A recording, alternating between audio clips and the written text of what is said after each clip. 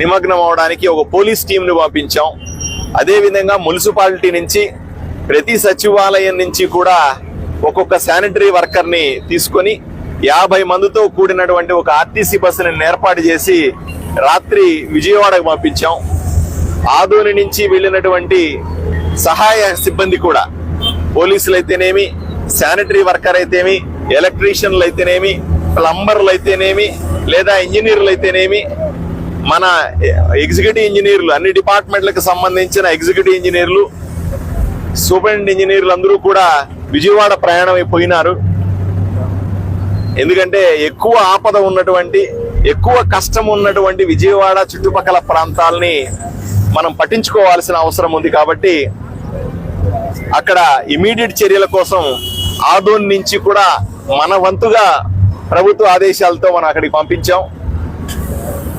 నాకు పూర్తి నమ్మకం ఉంది, దేవుణ్ణి ప్రార్థిస్తా ఉన్నాను, చంద్రబాబు నాయుడు గారి నాయకత్వంలో ప్రభుత్వం అన్ని రకాలుగా ప్రజలను ఆదుకుంటుంది అని నేను ప్రజలకు హామీ ఇస్తా ఉన్నాను.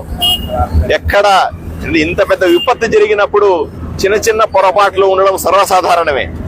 దాన్ని భూతద్దంలో పెట్టి చూడాల్సిన అవసరం లేదు. ముఖ్యమంత్రి చంద్రబాబు నాయుడు దగ్గర నుంచి 175 మంది ఎమ్మెల్యేలు, నేను కూడా ఎమ్మెల్యేగా ఆదోని రోడ్ల మీదనే ఉంటూ ఉన్నాం. చంద్రబాబు నాయుడు గారు 18 గంటలు పనిచేస్తా ఉన్నాడు. మేమంతా కూడా 18 గంటలు పనిచేసి ఆయా ఊర్లలో, ఆదోనిలో అభివృద్ధి పనులని ఎప్పటికప్పుడు పర్యవేక్షించే ప్రయత్నం చేస్తా ఉన్నాం. వర్షాలు ఇంకా పెరిగితే పంటలకు కూడా కొంత నష్టం కలుగుతుందని అంచనా వేస్తా ఉన్నాం. దేవుడు దయదలిచి కొన్ని రోజులు ఈ వర్షం ఆగితే పంటలు కూడా సర్దుకుంటాయి, నీళ్లు తక్కువగా భూమిలోకి ఇంకుతాయి. దీన్ని కూడా మేము వేచి చూస్తా ఉన్నాం. మళ్ళీ 6-7 తారీఖుల్లో మరొక తుఫాను హెచ్చరిక ఉంది.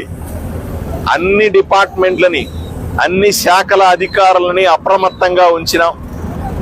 ఒకవైపున రెవెన్యూ డిపార్ట్మెంట్ కానీ, ఇంకో వైపున ఎలక్ట్రిసిటీ డిపార్ట్మెంట్ కానీ, ఇంకో వైపున వ్యవసాయ శాఖ అధికారులు కానీ, ఇంకో వైపున సచివాలయ సిబ్బందులు కానీ, మిగతా డిపార్ట్మెంట్లు అందరినీ కూడా సిద్ధంగా పెట్టి ఉన్నాం. ఎక్కడ ఏ విపత్తు జరిగినా అన్ని రకాలుగా ప్రజలను ఆదుకోవడానికి సిద్ధంగా ఉన్నాం. ప్రజలు ఇబ్బంది పడాల్సిన అవసరం లేదు, భయపడాల్సిన పని లేదు. అధికారులు ఇచ్చే సూచనలని తూచా తప్పకుండా పాటించాల్సిందిగా నేను రాష్ట్ర వ్యాప్తంగా ఉన్న ప్రజల్ని, ఆదోని ప్రజలని నేను వేడుకుంటా ఉన్నా. అడ్మినిస్ట్రేషన్ చాలా చక్కగా ఉంది. 100కు 100% ప్రజలకు అన్ని రకాల సేవలను అందిస్తాం, ప్రజలను కాపాడుకుంటాం. ప్రజలకు ఇబ్బంది లేకుండా వీలైనంత వరకు కూడా అధికారులందరూ కూడా, అన్ని శాఖల అధికారులు కూడా పనిచేస్తారు. కొంత సమయం ఇవ్వండి.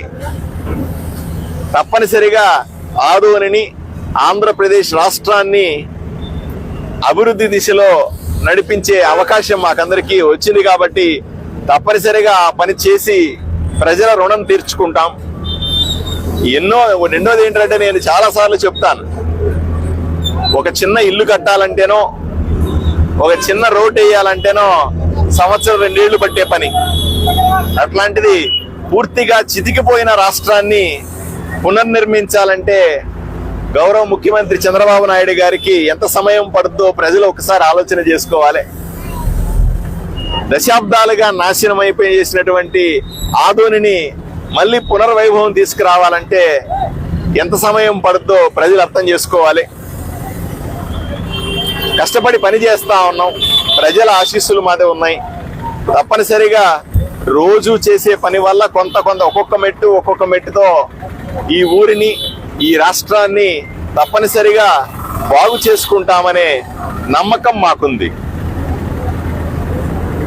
ముఖ్యంగా రోడ్లు, ఇక్కడ డ్రైనేజ్ సిస్టమ్, అంటే రోడ్డు కన్నా డ్రైనేజ్ హైట్ లో ఉండడం వల్ల నీరు ఇక్కడ ఎక్కువ ఉంది, రోడ్ ఎక్కువ పాడైపోవడానికి అవకాశం ఉంది. దాన్ని బట్టి ఏం చేయాలి? కరెక్టే, ఇప్పుడు 100కు 100% కరెక్ట్. డ్రైనేజ్ సిస్టమ్ సరిగ్గా లేకపోవడం కూడా సమస్య. ఈ రోడ్డు మీద పడిన నీళ్లు ఆ పక్క ఎత్తుగా ఉండడం వల్ల కిందకు వచ్చేస్తా ఉన్నాయి. నేను ఆ ఓనర్ గారు ఇక్కడే ఉన్నారు, ఎక్కడో ఒక చిల్లీస్ రెస్టారెంట్ ఓనరు ఈ సమస్యను చెప్పాము ఆయనకి. ఇప్పుడు రోడ్లు, ఇప్పుడు బిల్డింగ్లు కట్టే వాళ్ళు కానీ, వ్యాపారాలు నిర్మించే వాళ్ళు కానీ, వీళ్ళందరూ ఊరిలో గుంతలు ఎక్కువగా ఉన్నాయి. చిన్న వర్షం వస్తే కూడా గుంతలమయం అవుతా ఉంది. చూడండి ఎంత పెద్ద రోడ్డు, ఉండాల్సింది 37-40 అడుగుల రోడ్డు. దీంట్లో మీరు చూస్తా ఉండండి రాకపోకలు ఎంత భయంకరంగా ఉన్నాయో. కొందరైతే ఆటోలు ముందుకు పోలేక గుంతల్లో పడిపోతా ఉన్నాయి, తోయాల్సి వస్తా ఉంది. ట్రాఫిక్ తీవ్రమైన అంతరాయం. దాంతో పాటుగా వెహికల్స్ దెబ్బతింటా ఉన్నాయి. బైకుల్లో వెళ్తే ప్రజలు దెబ్బడే. మనం నడుస్తూ ఉంటే చూసారా, నా కాళ్ళ వరకు కూడా షూలు మునిగిపోయేంత బురద ఇక్కడ కనబడతా ఉంది. ఇది చాలా రోజుల నుంచి కంప్లైంట్. నేను ఎమ్మెల్యే అయిన తర్వాత ఇన్ని సంవత్సరాలుగా ఈ రోడ్డును పట్టించుకోలే. గత 5 ఏళ్ల పాలనలో రోడ్లు ఎంత భయంకరంగా తయారైనాయో మనకందరికీ తెలుసు. వైఎస్ఆర్సీపీ ప్రభుత్వంలో గుంతలు కూడా పూడ్చలేక నానా ఇబ్బందులు పడి 5 సంవత్సరాల ప్రజల అవసరాలతో ఆడుకున్నారు. ఈరోజు నేను ఎమ్మెల్యే అయిన తర్వాత వీధి తిరుగుతా ఉన్నా. ప్రతి ఒక్క వీధిలో ఉన్న సమస్యలు తెలుసుకునే ప్రయత్నం చేస్తా ఉన్నా. ఎక్కువగా ట్రాఫిక్ ఉన్నటువంటి ఈ రోడ్డు కొత్త బ్రిడ్జి దగ్గర నుంచి సర్కిల్ దాకా ఉన్నటువంటి ఈ రోడ్డుని భయంకరంగా ఉంది. అసలు ఆటోలు కాదు, బైకులు కాదు, పెద్ద బస్సులు కాదు, లారీలు కాదు, ఇవన్నీ ఇబ్బంది పడతా ఉన్నాయన్న ఉద్దేశంతో మొదట దీన్ని రిపేర్ చేస్తాం. కనీసం రెగ్యులర్ గా దీని యాక్చువల్గా అంటే ఆర్ఎన్బి రోడ్డు, నేషనల్ హైవే కూడా అటాచ్ అయిన రోడ్ ఇది. ఇదే ఇంత భయంకరంగా ఉంటే మెయిన్ ట్రాఫిక్ లో అంటే ఎవరన్నా ఊర్లోకి ఎంటర్ అయితే ఇలాగే ఎంటర్ అవుతారు. కాబట్టి దీన్ని సరి చేసుకోవాలి అనే ఉద్దేశంతో పని మొదలు పెట్టాం. కానీ వర్షాలు పడుతున్నాయి. దీనికి తగినటువంటి వనరులు సమకూర్చుకోవాల్సిన అవసరం ఉంది. రాత్రికి వనరులు కూడా రావు. దీని శాశ్వత ప్రాతిపదికన చేయాల్సిన అవసరం ఉంది.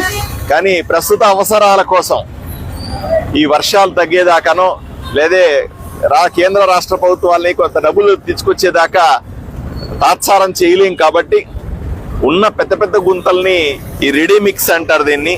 ఈ రెడీ మిక్స్ అనే ఈ కంకర, గ్రావెల్, కొంత సిమెంటు, కొన్ని రకరకాల రెడీ మిక్స్ ని వేసైనా సరే ఈ గుంతల్ని పూడ్చి కొంత ట్రాఫిక్ వెళ్ళడానికి ఇబ్బంది లేకుండా చేయాలన్న ఉద్దేశంతో పని మొదలు పెట్టాం. ఈ రోజు రేపట్లో వీలైనన్ని ఈ మెయిన్ రోడ్లో ఉన్నటువంటి గుంతలు పూడుస్తాం. తర్వాత నిధులు సమకూర్చుకొని శాశ్వత ప్రాతిపదికన దీనికి పూర్తిగా తార్ రోడ్డు వేసి డివైడర్ పెట్టడం వరకు చేయాల్సిన అవసరం ఉంది. ఎప్పుడో వస్తాయి, ఏదో జరుగుతాయి, వేచి చూస్తున్నామంటే కూడా అవసరాలు ఆగవు కదా. వెంటనే అవసరాలని మనం తీర్చుకోవాల్సిన అవసరం ఉంది. కొంతైనా సరే ప్రజలకు మెరుగైన రోడ్లు ఇవ్వాల్సిన అవసరం ఉందన్న ఉద్దేశంతో ఈరోజు ఈ పని మొదలు పెట్టాం. ఇది ఆర్ఎన్బి రోడ్ అయినప్పటికీ కూడా, లేదా దీని బాధ్యత నేషనల్ హైవేకి సంబంధించింది అయినప్పటికీ కూడా మున్సిపాలిటీ నిధులతో ఈరోజు ఈ పని చేస్తా ఉన్నాం. ఎందుకంటే ఆర్ఎన్బి దగ్గర నిధులు లేవు, రావాల్సి ఉంది. మిగతావి శాంక్షన్లు కూడా దారిలో ఉన్నాయి. కాబట్టి దానికోసం వేచి చూస్తూ ఉంటే సమయం దాటిపోద్ది. ఈ 5 రోజులు పడ్డ వర్షాలకి మీరు ఒకసారి చూడండి ఎంత భయంకరంగా తయారైందో.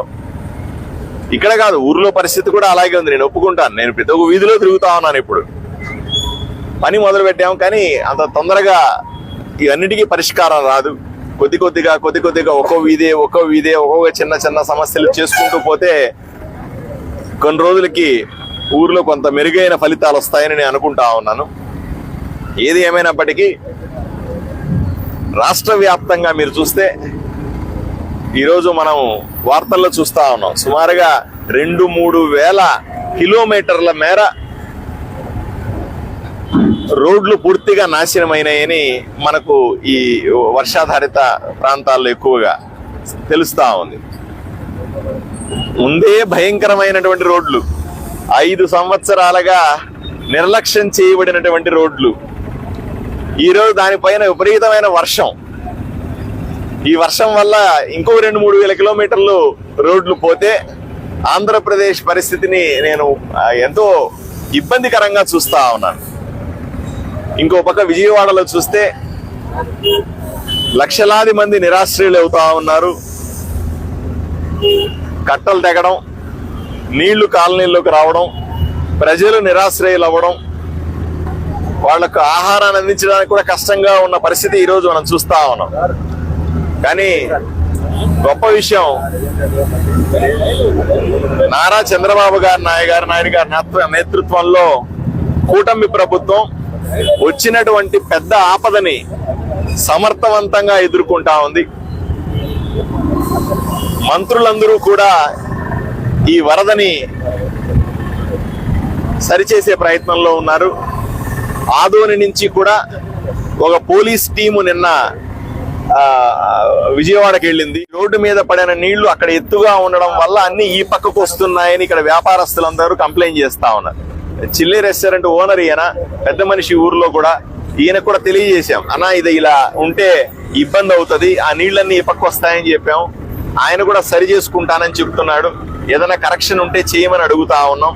తప్పనిసరిగా ఆయన కూడా బాధ్యత ఉంది కాబట్టి అన్నిటికీ గ్రిల్స్ వేసి ఈ నీళ్ళన్నీ కూడా డ్రైన్ లో వెళ్లే ఏర్పాట్లు ఎవరి షాపుల ముందు వాళ్ళు, ఎవరి వ్యాపార సముదాయాల ముందు వాళ్ళు బాధ్యతగా ఉంటే ఈ సమస్య చాలా వరకు పరిష్కారం అవుద్ది.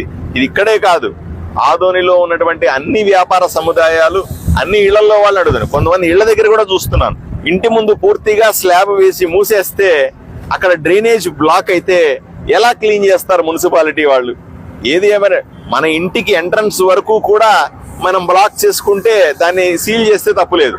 పూర్తిగా మన ఇల్లు ఎంత పొడవు ఉందో అంత పొడవు కూడాను, మన వ్యాపారం ఎంత పొడవుగా ఉందో అంత పొడవు కూడాను మనం దాన్ని డ్రైనేజ్ బ్లాక్ చేసేస్తే లోపల ఇరుక్కుపోతూ ఉంటే, ఎందుకంటే ఏ చెత్త అయినా సరే మనకు రోడ్లో వేసే అలవాటు ఉంది, లేదా కాలువల్లో వేసే అలవాటు ఉంది. అవి పూడుకుపోతే ఎలా క్లీన్ చేస్తాం? అవి బ్లాక్ అయ్యి ఆ కాలువలో నీళ్లే మళ్ళీ రోడ్ల మీదకి వస్తే మనం ఎలా దాన్ని క్లీన్ చేసుకోగలుగుతాము? చేసే డ్రైన్లు ఉన్నవే ఎప్పటికప్పుడు వర్షపు నీరు, మురుగు నీరు డ్రైన్ లోంచి క్లీన్ గా పోవడానికి. ఊర్లో ఉన్నటువంటి ప్రజలు కూడా కొంత బాధ్యత తీసుకోవాల్సిందిగా నేను విజ్ఞప్తి చేస్తా ఉన్నా. పెద్దలు అందరూ కూడా సహకరిస్తే, వ్యాపారాలు చేసుకునే వాళ్ళు ఇళ్ళు కట్టుకొని, మంచి ఇళ్ళు కట్టుకొని బ్రహ్మాండంగా స్లాబ్లు వేసుకుని వీళ్ళందరూ సహకరిస్తే ఈ ఊరిని స్పీడ్ గా మనం రికవర్ చేసుకోవచ్చు, స్పీడ్ గా మనం ఇంప్రూవ్ చేసుకునే అవకాశం ఉంది. ఈ విధంగా ప్రజల్లో కూడా కొంత చైతన్యం తీసుకురావాల్సిన అవసరం ఉందని నేను తెలియజేస్తా ఉన్నాను.